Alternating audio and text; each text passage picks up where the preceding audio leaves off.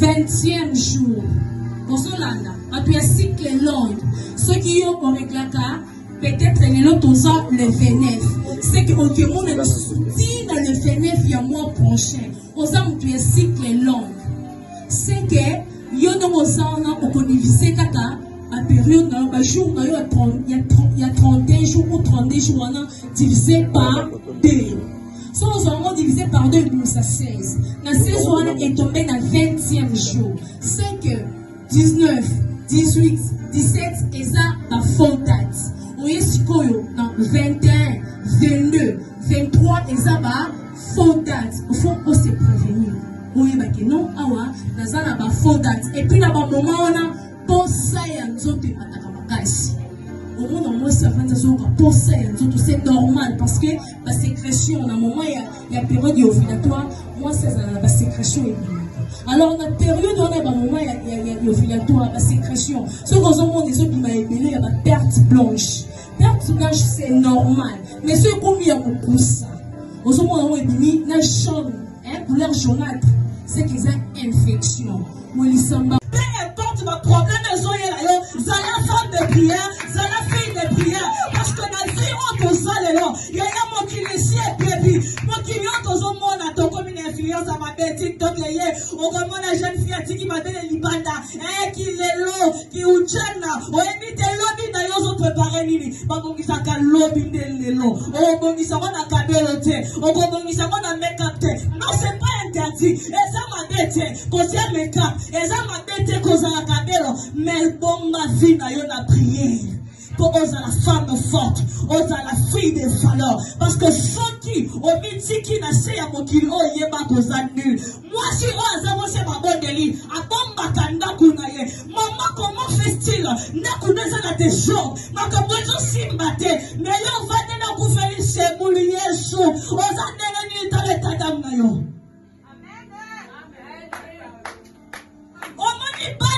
On s'est comporté mal on parmi les 5 premiers, parmi les 3 premiers, mais moi on a commis le 20e, 3e. Et on a dit que là nous sommes oh maman nengenimi, on a femme insensée. Mais malgré Baba Injil ya penina, azala qui toujours on a prié. Abanda qui kobondela. Bible le ezala qui peut mokolo mon côté. Abanda ko joie résultat. Jour oyo, azala qui fait et pas ça. A poussé le bizarre tala bazo sekanga. Tala mokili les autres cholanga. Soko pesi na mwana, na ko sala nini? Na ko pesa yomeka. Il y a des moments toujours bon de la toujours ça va résultat. Pourquoi? Tu as vu qu'on s'allait la sabete. Tu as vu qu'on va payer sa niso. N'a pas payé sa niso. Yo c'est la casa benini. Tout le monde a qu'à maman. Il y a deux fois. Tu es pas un mot confronté. Au moins il peut pas quand tu m'as souki. Ah, quand tu veux souki bien. Yo c'est la caca. Mais ça n'a pas kabila. Mais ça n'a pas kolia. Na liete. T'as la boy. Ouais, t'as même pas qu'on coule ça. Ouais, t'as même pas qu'on soit plus soin na ye. Pour y faire en retour à ça nini. Azwa soin na yo. Yo zaka wano seka. Oseka yo yebi ko pesa te. Mais le Bible le la main qui donne. C'est ça qui est. Tamba solo l'inansa menzamba tanya lobi intérêt na raison la carte. Et arriva qui fait un bon moment, non pas bon moment. Et arriva qui n'a pas encore malamu. Oyo Eli, oyo nzamba rejeta qui est pourquoi pas nanaye, babanda ko lia biloko oyo zala qui réservé pour la sacrificateur. Parce que la Bible nous parle de Eli Bibalé. Tous au monde a Eli les prophètes, tous au monde a Eli les sacrificateurs. Maintenant ici moi je parle de Eli les prophètes. Les sacrificateurs, pardon. Nous parlons de Élie, les sacrificateurs. Nous avons un rejeté qui est, pourquoi pas qu'il y a la droite. Ils ont ma paix. Église, ils ont lié mon corps des autres. Église, ils ont lié mon corps, ils ont sanctifié. Pas que quand je m'appelle laquelle ma belle église. Moi, dans la qui bien ailleurs, comme il y a anémique. Aux autres, vous voisins, ton voisine, ton de quoi papa, ton de quoi maman. Ils ont des parce que les les travailleurs, ils ont abattu dans l'église. Mutunya sur la kakosambe la te. Mususu ya azota l'étoile. Azota la maman ya zaki diba. Mwana nini mwana wa zaki étoile tika na sala nini na joie na yiba. Mwana zaki bien. Osali no pe mabete mais forte distraction na yo esali mwana étoile na ye et pour que ntango Nzambe atali alobi kopo pesa vraiment ye apromettre na etonga na epe serviteur azate tikana sani na PCK Samuel yango na midi ya lelo no yebisa mo mosi moko oyo asana vraiment bosale la za wala kisa ma prière na yo soki babenga ki o célibataire na midi ya lelo babenga femme mariée na sana ba mariée pa te ya libala ba yonga soki ozala ki chômeur na midi ya lelo à travers bosale la za pe na prière na yo babenga PDG babenga yo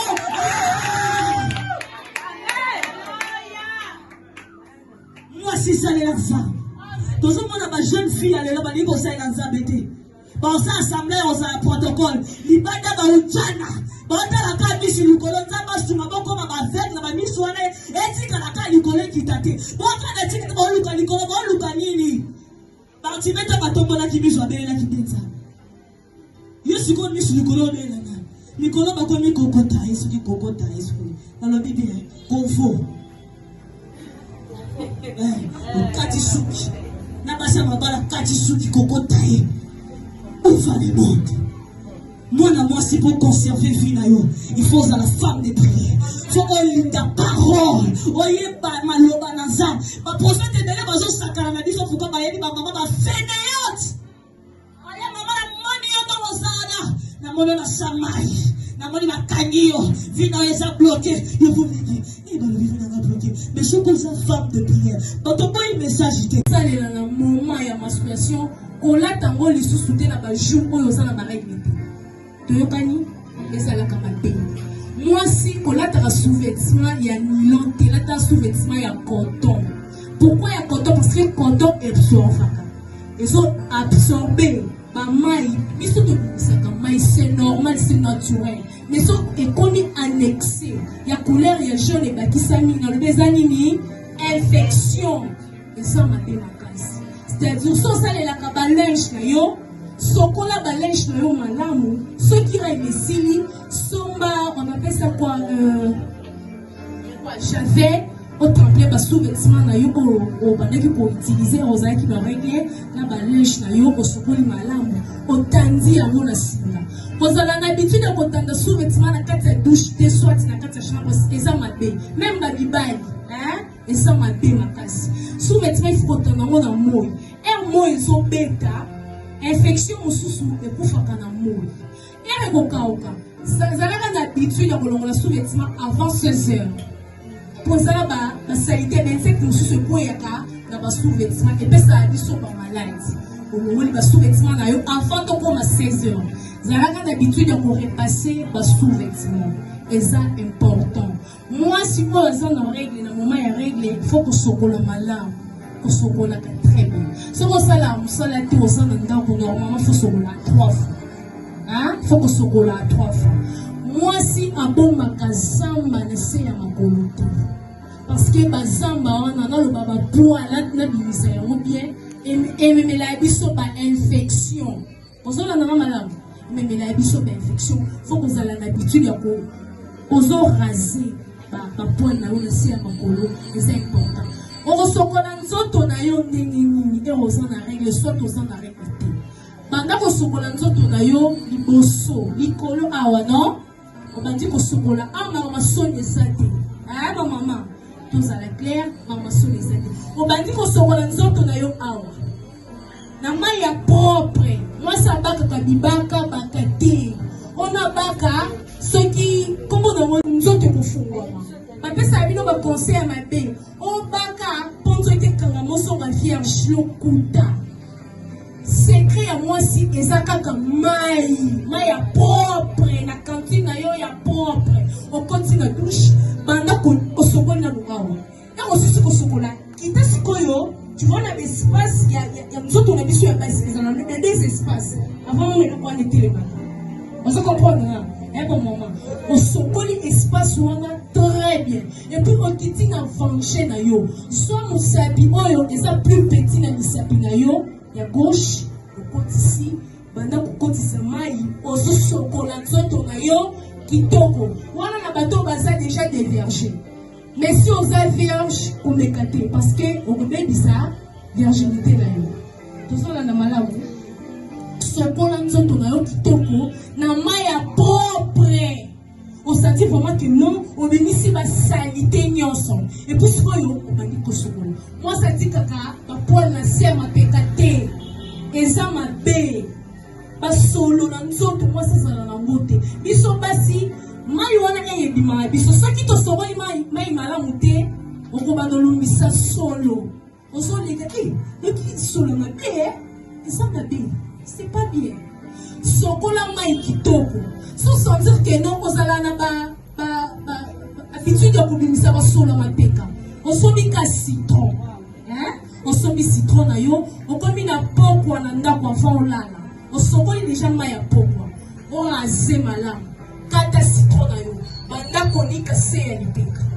Mai wana so frotter non ne pas dit tonika ni boka na nzoto oniki malamu frotter ozeli mai wana ikauki ya citron et kauka etika ka format ozo sentir mutokisa te très simple et kauki très bien la bongo et pour le matin on sokoli non sokola comme d'habitude on sokoli malamu so suis qui wana pendant une semaine so lumisaka sola lipeka et kosilia Olandima malamu, kisi moko ezate, yango wana kaka kisi. Amour, Seigneur, remplis-nous de ton amour, que nous soyons capables, Seigneur, de montrer l'amour dans la vie de nos prochains, que nous soyons capables, Seigneur, de montrer l'amour dans nos entreprises, que nous soyons capables de montrer l'amour dans nos églises, que nous soyons capables de montrer l'amour dans nos entourages. Oh Saint-Esprit,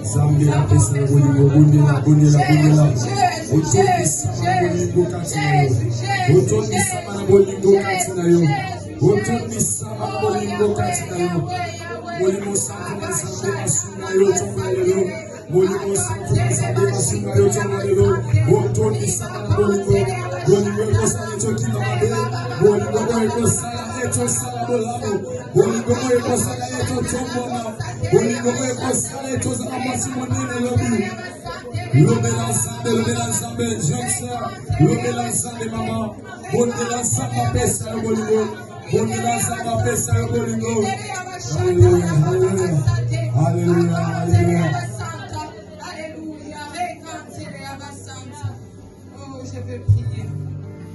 Éternel Dieu, merci Saint-Esprit. Éternel Dieu de gloire, Dieu de bonté. Là où tu es, il n'y a pas de querelle, Seigneur. Là où tu es, il n'y a pas de désordre. Il y a la paix. Il y a la paix, Seigneur. Il y a la paix, Seigneur. Oh, Saint-Esprit, merci, Seigneur. Saint-Esprit, je te prie, Seigneur, pour cette église, Yahweh, toute planification du diable, comme tu me l'as montré, l'esprit de querelle, l'esprit de division, Yahweh, j'ai détruit cela dans le nom de Jésus. Papa, moi tu m'as donné d'autres messages, mais tu me montres autre chose, Seigneur. Moi je suis là pour obéir à ce que tu me montres. Alors je brise tout esprit de querelle, je brise tout esprit de division dans cette église, Yahweh, où les diables vont vouloir s'élever, Seigneur. Oh Yahweh, qui se trouve avec toi, qui puisse faire face à toi. Seigneur, regarde les femmes qui sont là, Seigneur. Il y a d'autres mamans, regarde nos mamans qui étaient là en train de faire des histoires. Ils ont laissé les enfants à la maison pour venir t'écouter, pour venir apprendre quelque chose de surprise, Saint-Esprit. Oh Jéhovah juré, ne les laisse pas de la même manière, ils sont venus ici. Ne les laisse pas de la même manière, ils sont entrés dans cette maison, Yahweh. Donne à chacun ce que son cœur veut. Donne à chacun ce que son cœur désire. Donne à chacun ce que... Merci l'Éternel Dieu de gloire, nous bénissons ton nom, c'est avant le dit Seigneur, parce que c'est toi qui as permis, Seigneur, que nous soyons assemblés. Oh Seigneur, permets que c'est toi qui parles dans ma bouche, Seigneur, et que moi je sois l'instrument que tu as mis pour parler à ton peuple, Seigneur. Je demande que tu disponibilises le cœur de tout et chacun, Seigneur, afin qu'ils reçoivent cette parole, Seigneur, et que cette parole qui vient cet avant-midi transforme, Seigneur, et change le cœur de tout et chacun d'entre nous.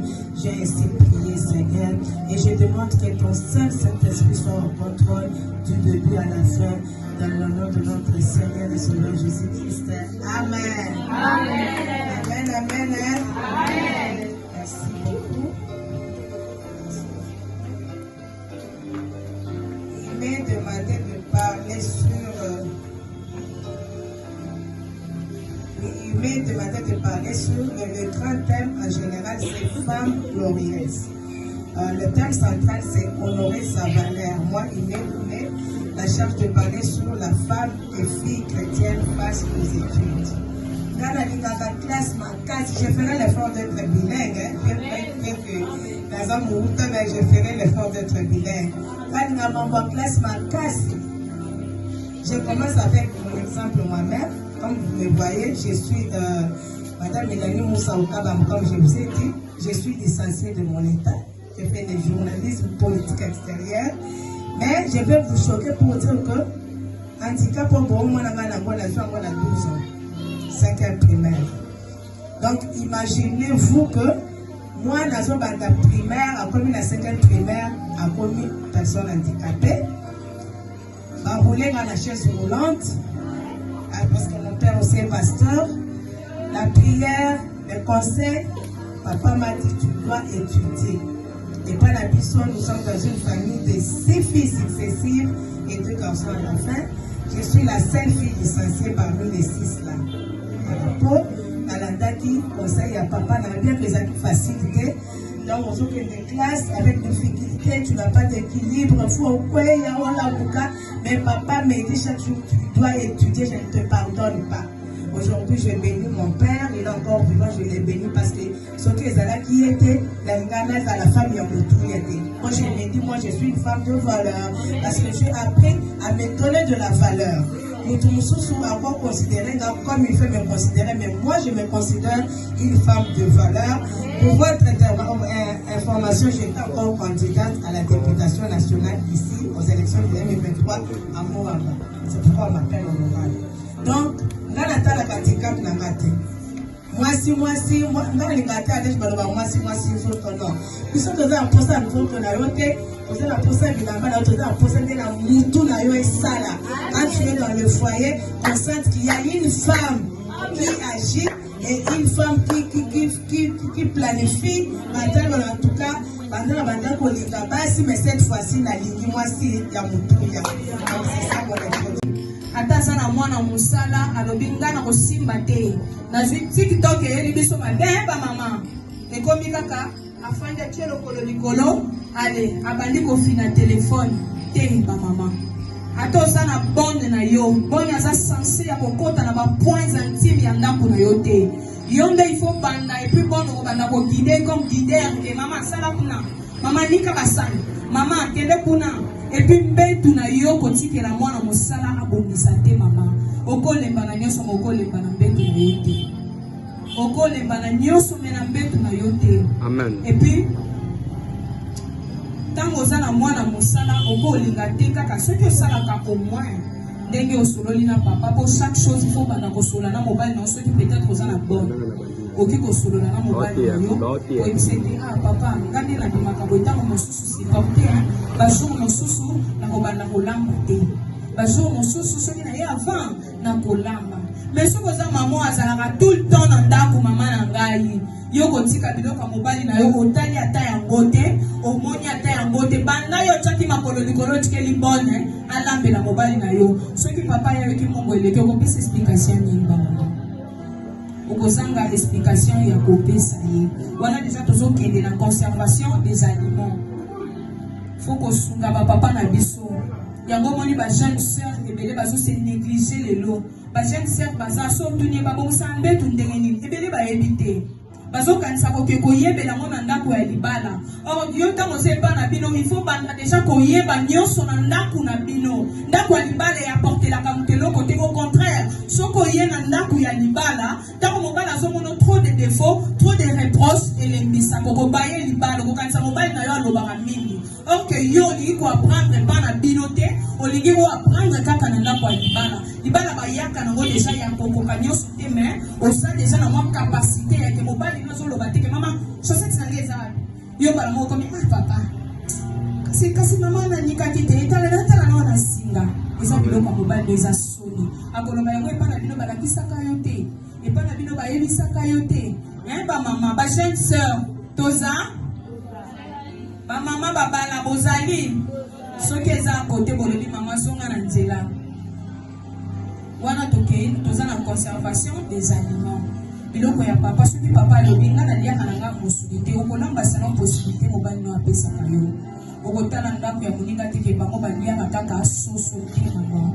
Soki bango baliaka soso yo kolamba matembele me olambi yango de manière que tant mobali na ngai akolia alobi o matembele o batiaki ntaba matembele eza mélange na nini bamama matembele wana olambi yango na lolengo ya ketan mobali no azolia azozwa courage alobi ntango natikela mpe mwasi ata 5 minutes naliaka mwa matembele moko ya kitoko naliaka mwa biloko moko ya bien bamama eza te ke yo banda kotala ndako ya voisine omoni kutu moninga ye mobali na ye ndenge aza wana apesaka ye mbongo ebele te bamama ya ye eza ya ye yo tala yo nzambe kopambola yo akopesa yo kolamba misuni mikolo na mikolo fo kolandela soki papa aliaka peut-être toza na eza elemwa saint-esprit ngai natuni nzambe naokende wapi mpe naokende osala nini nakomona eloko namoni baolakisa nga maître ruban maître batie boye bayebisi ngo moni esiki ozokende eza limite il faut esiko ezala base sipa ezala eza limite oni maître ruban oyo batieli bango mpo na nini eza na niveau haute ya sorcellerie na quartier oyo elingaka stabilité ya église ezolobaka le vrai dieu te. Il faut soki osangisi eloko mosusu na église ekomi vaste bato baomona na miso église eza vaste me na kati eloko ndenge baza boye iya baéglise ya minene oyo etieli bango kaka mpo bazala vaste. Alleluya. Femme mwasi elema eza na bapeshe mosusu okomisa na jeunesse na yo ape ya kindumba euta na koko na bino azalaki kindumba omotani okoti na alliance ya kindumba eza na bandeko mosusu aza ndoki eza na propre volonté na ye te famille na ye eza na nzungu moko soki kalonji aboti fomona na ye moko azala na kindoki soki nzuzi aboti fomona ya mobali azala na kindoki omikuti na alliance oyo yebi suka nango mpe bandeli nango te. Alleluya. Ngapona yoka mpe mpo na ye papa konda beaucoup fois la Canada et bon c'est sûr aussi comme il y a une sœur il y a il y a au Italiba hôpital siku habisi na mwana mama ya basi ya sœur mama basi na nga mwana sécurité il y a le babo et après réellement ce matin la personne qui va devenir première alors là qui deuxième maintenant après les gosses par rapport à l'état dans les gosses. C'est une sœur que j'aime beaucoup, une sœur très intelligente, une sœur très bien aussi, une servante de Dieu. J'aime son côté de servante de Dieu. Les premiers jours où je l'avais vue, j'avais cru qu'elle était une servante de Dieu. Je ne l'ai pas dit. J'ai gardé, j'ai dit non. Il y a des personnes que Dieu a ça dans tout coup dans la bango, sans que Dieu suite déjà la nini. Mais moi je dis non Seigneur, cette sœur avait l'associer à ce que j'ai fait à mon ministère. Elle va venir ici, elle est venue aujourd'hui, l'ordre de l'église est là, moi du nom est parmi nous. J'invite du haut de la chair, la servante de Dieu, la sœur Sifora Massingo. Elle avance et nous acclamons pour la gloire du Seigneur.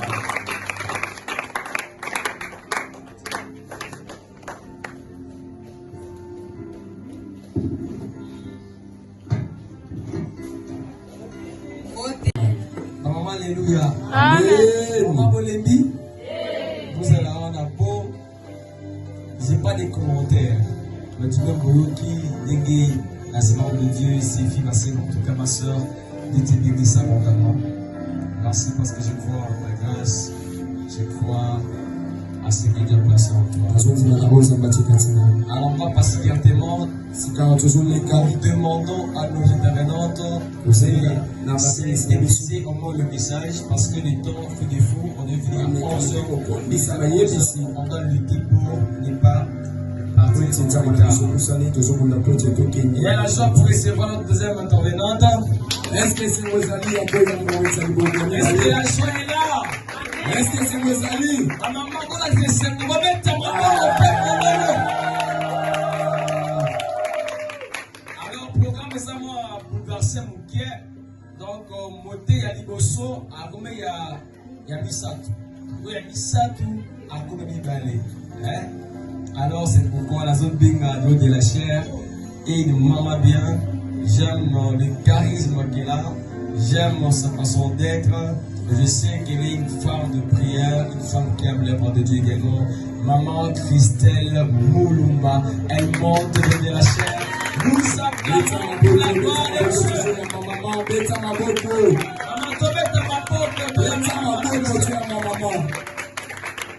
La Christelle, on a produit ma monnaie de là.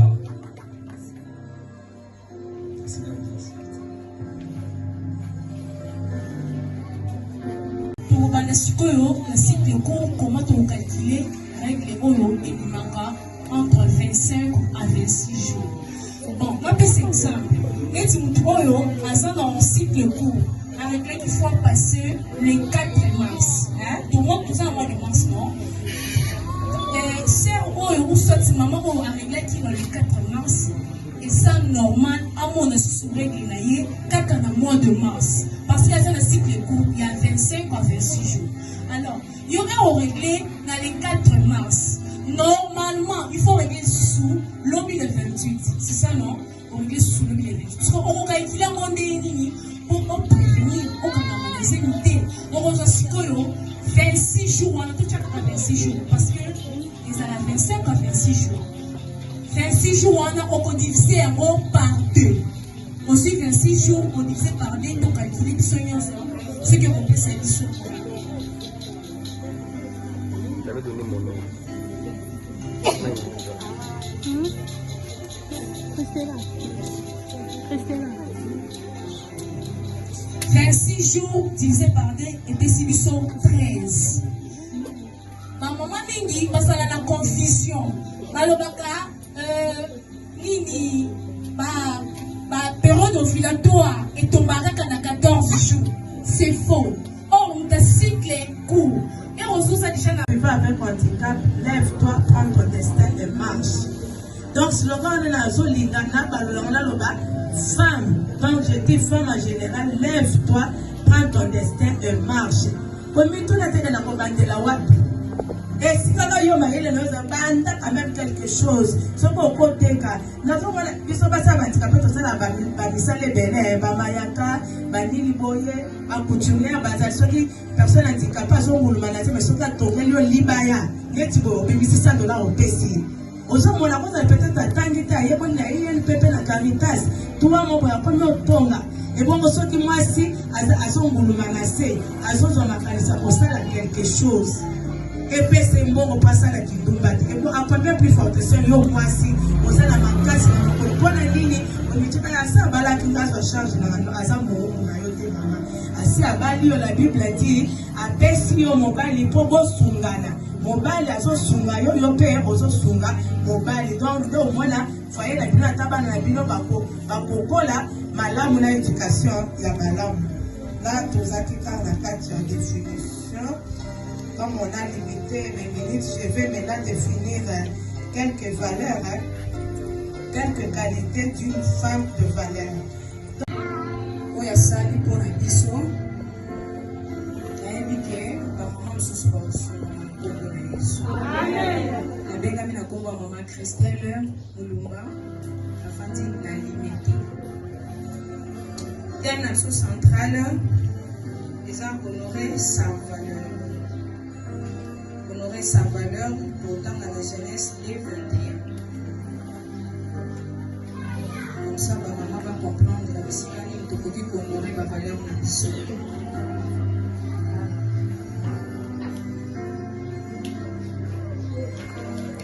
Genèse 21. Alors l'Éternel Dieu fit tomber un profond sommeil sur l'homme. Qui s'endormit, il prit une de ses cordes et refermant la chair à sa place. L'Éternel Dieu forma une femme de la corde qu'il avait prise de l'homme. Et il l'amena vers l'homme. Et l'homme dit, voici cette fois-ci, celle qui est os de mes os et chair de ma chair. On l'appellera femme parce qu'elle a été prise de l'homme. Amen, ma maman.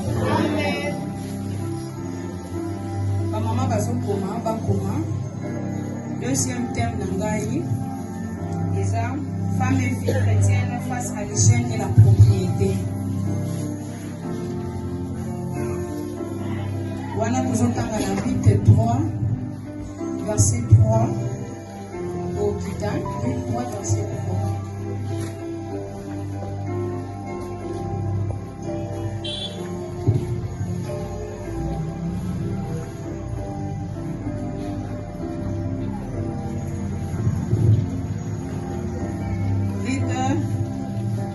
Verset 3. Lave-toi et oint. Donner sa valeur, non? C'est ça, non? C'est ça notre terme. Dans le bas, sous terme comment une femme pouvait calculer ses cycles menstruels? C'est important parce que tout le monde a un moment qui se soigne dans l'hôpital. Ils ont un problème à soulever. On dit, maman, moi, il y a 6 mois, dans l'équipe, on regarde qui on est battu, c'est vrai que on est l'hôpital. On est jeune fille dans l'hôpital. Azobela, Otuniaya, Origla du confort passé. Oh, or c'est important pour y avoir un cycle masculin. Parce que même papa, maman, on va s'en foyer, et c'est important pour y avoir un cycle masculin pour protéger le foyer. Vu que, bon, oui, bien sûr, moi, on a sa bénédiction. Mais vous voyez, quand est-ce que moi, on a combien? Vous voyez, non? Moi, on a combien? Il faut qu'on prépare, on va préparer à Kayango. Et ça, c'est kaka bongo au Suisse. Et puis peut-être, il y a un tanga, au bandi kotala, moi, on a robota mandé, on a police, ça aide, vous voyez. Et un brouillard kamakasi. C'est pourquoi j'ai décidé de la kissa ma maman, ma jeune sœur, comment pour calculer ma cycle de la biseau. Donc, on connaît la règle. Ce que tu vois si ma papier la babine, c'est important pour moi. Ce que moi, c'est important. Ma domaine est belé. Vous trouvez peut-être à Zakaye, Azana Mbongo, peut-être Azana initiative, mon côté la Moutunaye. Oh, yo Azana Mbongo, te m'exemple, initiative belé la Moutunaye. Je vais sangisi. Na yo moi si Azana initiative, na moi si Azana Mbongo pour sangisi, pour moi, pour sangisi prochain la bino et que les bosso. Par là, je n'ai pas cinq habitants basi, tout le monde a l'oreille. En tout cas, moi personnellement, je n'ai pas passé à l'oreille doté. Ouais, et ça l'ont tangi ma casse, pour un mot, dans l'oreille, dans mon account, tu n'as pas la valeur, le bosso la gaille. Et ça l'ont tangi, et ça l'ont tangi, et ça l'ont lati madame, et ça l'ont tangi, ça moutosa la moutouya, la mise sur un temps, pépé la mise sur la gaille. Donc, tout le monde, les lots, il y a pas mis ça, ça de l'autre côté. Non, Tchambo, on a pas besoin de mailler, tout ça, l'initiative, c'est capitaine de Zambongo. Il y a un capitaine naïe et ça mailler, naïe, bon, tiens, ensemble, les années, tu es pas Tchambo, mais on a mailler. Comme mailler, les autres, on a papier, on peut ça, on peut être dans l'entreprise, on peut se peut-être un bon rebelle. Nous sommes là, dans la sens folle. Moi, les acquis de définition à la femme de valeur, celles qui consacrent tout leur temps à la cuisine et au ménage. C'est comme il y a la nation du mépé dans l'idée à maman au côté de la oui. Pour ça, si on a une femme handicapée, je suis chez moi, je loue ma maison, je vis seule avec mon handicap. Ouais. Je sais bien faire mon lit, je fais ma lessive, je sais cuisiner, je reçois les visiteurs comme toute femme normale, mais en étant célibataire. Célibataire et moi quand tu entres dans ma chambre, en tout cas on félicite Ngaï parce que je sais que dans ce mois-ci, la boyo kata pose la moi boy no mona pe ma fona kende na les sika contrat, ils ont fait ça solo, il y a malamu. En dehors, il y a cela, il faut se démarquer. Au moins, il va y aller là. Papa, la souche massive, il va aller la terre. Pour ça, moi, c'est pour ça, l'antoto.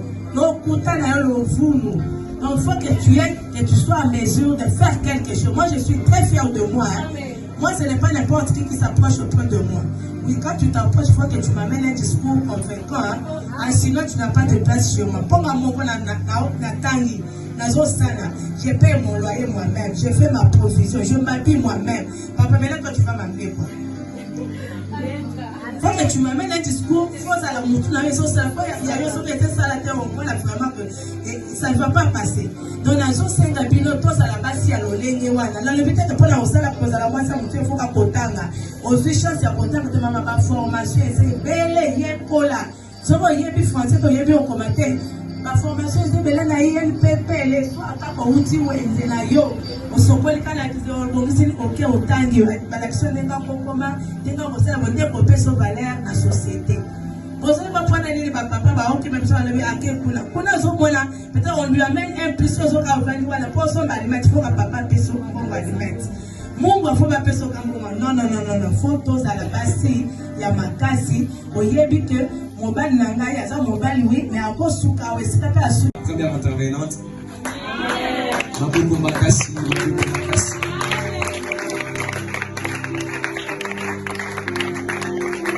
Alors, à la carte Nzela, Azoya, Bisinga, avec un problème, il y a un embouteillage.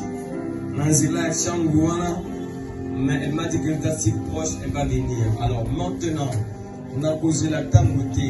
Nous allons passer à la deuxième intervenante. Où on peut pas. Quand ici biso, molimo ya bolembu, toyeba kozwa soin ya bandaku na biso te. Sunga mama moko na moko. Journée ya lelo oyo bayoki basalela yango. Pesa bango makasi ya kosalela na mukolo ya lelo et puis vina bango ekende liboso na kombo na Yesu nom de Jésus-Christ. Amen. Amen.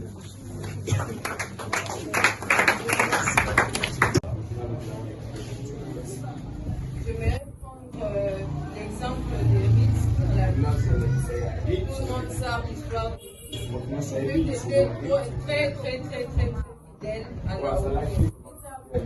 Aller avec Naomi. Nous aussi, nous devons être très sages. Nous devons être fidèles dans nos parents, fidèles dans nos foyers, fidèles dans nos décisions. Des fois, on est là, on ne sait pas ce qu'on fait. Donc, quand tu es là, tu vois tes amis par à gauche, toi aussi tu pars à gauche. Tu vois les autres par à droite, toi aussi tu pars à droite. Non, il faut, si même c'est toi, si à la droite, tu restes toi seul. Oui, tu restes confiant. Reste fidèle à tes décisions. Tu sais pas, peut-être parce que beaucoup de gens sont partis à gauche. Quand tu veux aller à gauche, tu peux rater ta trace. Peut-être ta trace peut être à droite. Alors restons fidèles dans des petites choses. Fidèle, c'est ça même valoriser, honorer nos valeurs. Peut-être tu es dans ton travail. Pour le soir où on te donne peut-être quelque chose d'une dame, je ne sais pas, des connaissances, de gérer la chose. Il faut le faire avec amour et fidélité.